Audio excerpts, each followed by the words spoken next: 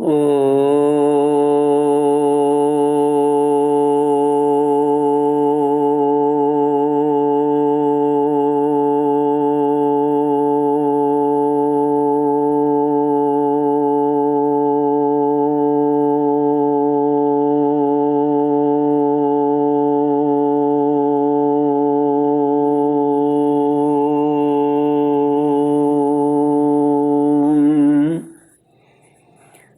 श्री गुरुचरण कमलेभ्यो नमः।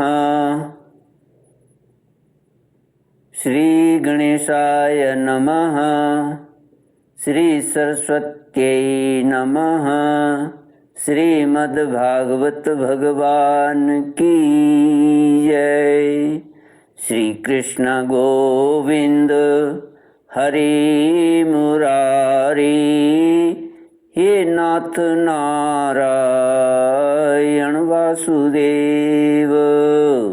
श्री कृष्ण गोविंद हरे मुरारी, हे नाथ नारायण वासुदेव। ओम नमो भगवते वासुदेवाय। ओम नमो भगवते वासुदेवाय।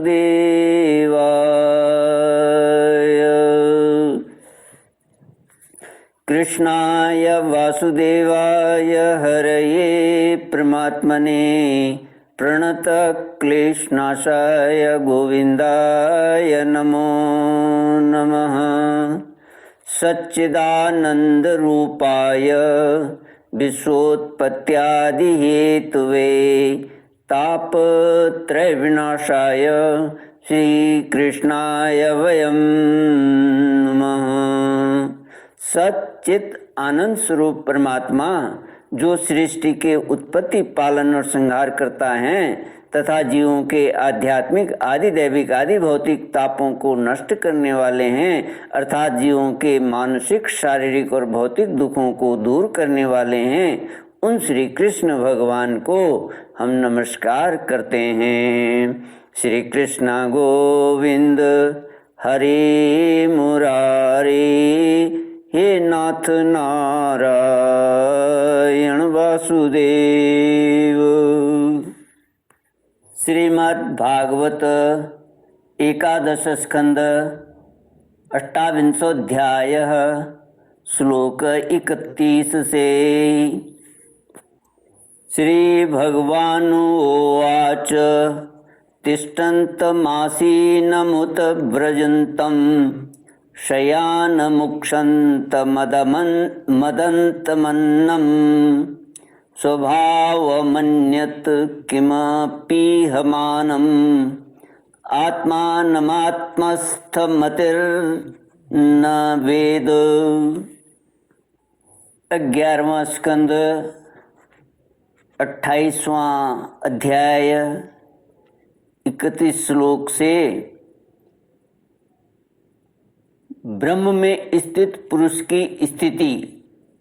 श्री भगवान कहते हैं, भगवान श्री कृष्ण कहते हैं, उद्धव जी, जो अपने स्वरूप में स्थित हो गया है उसे इस बात का भी पता नहीं रहता कि शरीर खड़ा है या बैठा है, चल रहा है या सो रहा है, मलमूत्र त्याग रहा है, भोजन कर रहा है अथवा और कोई स्वाभाविक कर्म कर रहा है, क्योंकि उसकी वृत्ति तो आत्मस्वरूप में स्थित ब्रह्माकार रहती है। यदि ज्ञानी पुरुष की दृष्टि में इंद्रियों के विविध बाह्य विषय जो कि असत हैं आते भी हैं, तो वह उन्हें अपने आत्मा से भिन्न नहीं मानता, क्योंकि वे युक्तियों, प्रमाणों और स्वानुभूति से सिद्ध नहीं होते। जैसे नींद टूट जाने पर स्वप्न में देखे हुए और जागने पर तिरोहित हुए पदार्थों को कोई सत्य नहीं मानता, वैसे ही ज्ञानी पुरुष भी अपने से भिन्न प्रतीयमान पदार्थों को सत्य नहीं मानते। उद्धव जी, इसका अर्थ यह नहीं है कि अज्ञानी ने आत्मा का त्याग कर दिया है और ज्ञानी उसको ग्रहण करता है। इसका तात्पर्य केवल इतना ही है कि अनेकों प्रकार के गुण और कर्मों से युक्त देह, इंद्रिय आदि पदार्थ पहले अज्ञान के कारण आत्मा से अभिन्न मान लिए गए थे, उनका विवेक नहीं था। अब आत्मदृष्टि होने पर अज्ञान और उसके कार्यों की निवृत्ति हो जाती है। इसलिए अज्ञान की निवृत्ति ही अभीष्ट है। वृत्तियों के द्वारा न तो आत्मा का ग्रहण हो सकता है और न त्याग। जैसे सूर्य उदय होकर मनुष्यों के नेत्रों के सामने से अंधकार का पर्दा हटा देते हैं, किसी नई वस्तु का निर्माण नहीं करते, वैसे ही मेरे स्वरूप का दृढ़ अपरोक्ष ज्ञान पुरुष के बुद्धिगत अज्ञान का आवरण नष्ट कर देता है। वह इदम रूप से किसी वस्तु का अनुभव नहीं कराता। उद्धव जी, आत्मा नित्य अपरोक्ष है, उसकी प्राप्ति नहीं करनी पड़ती।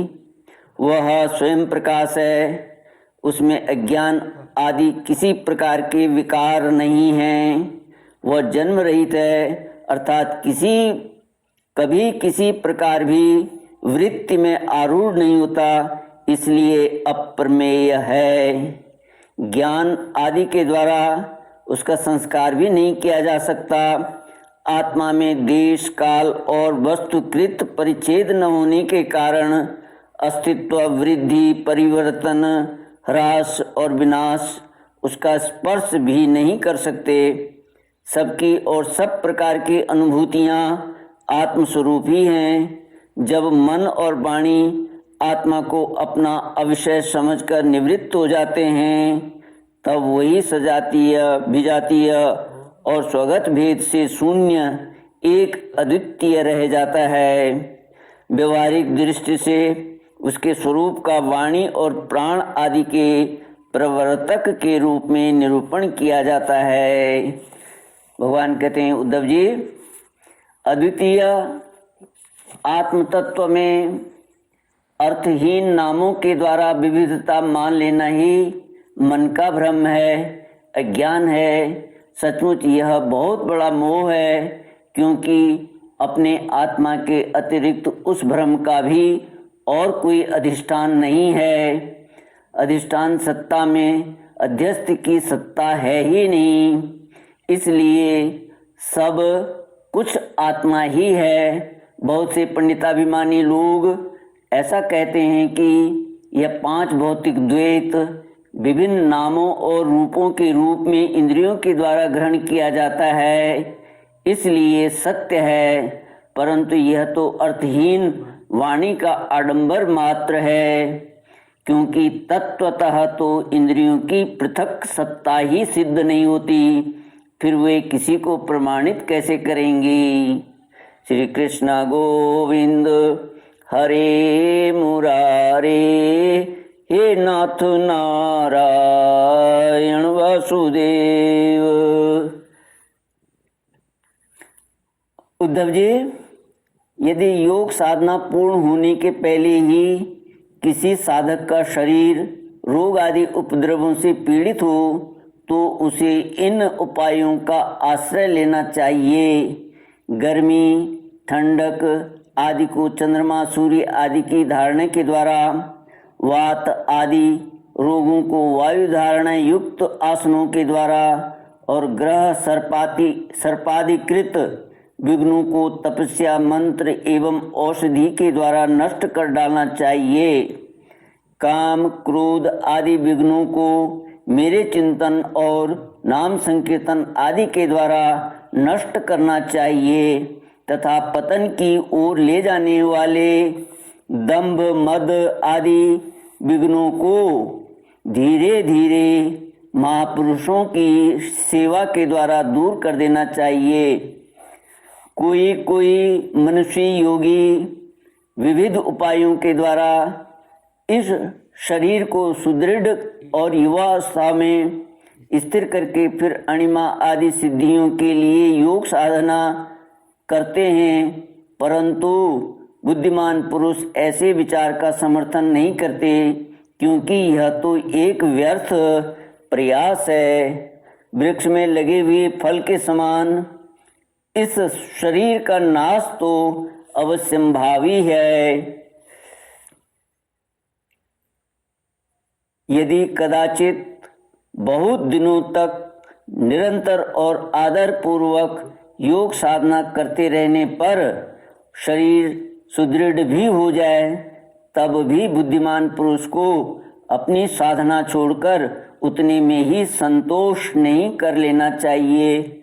उसे तो सर्वदा मेरी प्राप्ति के लिए ही संलग्न रहना चाहिए। जो साधक मेरा आश्रय लेकर मेरे द्वारा कही हुई योग साधना में संलग्न रहता है, उसे कोई भी विघ्न बाधा डिगा नहीं सकती। उसकी सारी कामनाएं नष्ट हो जाती हैं और वह आत्मानंद की अनुभूति में मग्न हो जाता है। श्री कृष्ण गोविंद हरि मुरारी, ये नाथ नारायण वासुदेव। इति श्रीमद्भागवते महापुराणे पारमहंस्यां संहितायां एकादश स्कंदे अष्टाविंशोऽध्यायः। ओम पूर्णमद पूर्णमिदं पूर्णात् पूर्णमुदच्यते पूर्णस्य पूर्णमादाय पूर्णमेवावशिष्यते। ओम शांति शांति शांति। हरि ओम। श्री गुरुभ्यो नमः। हरि ओम।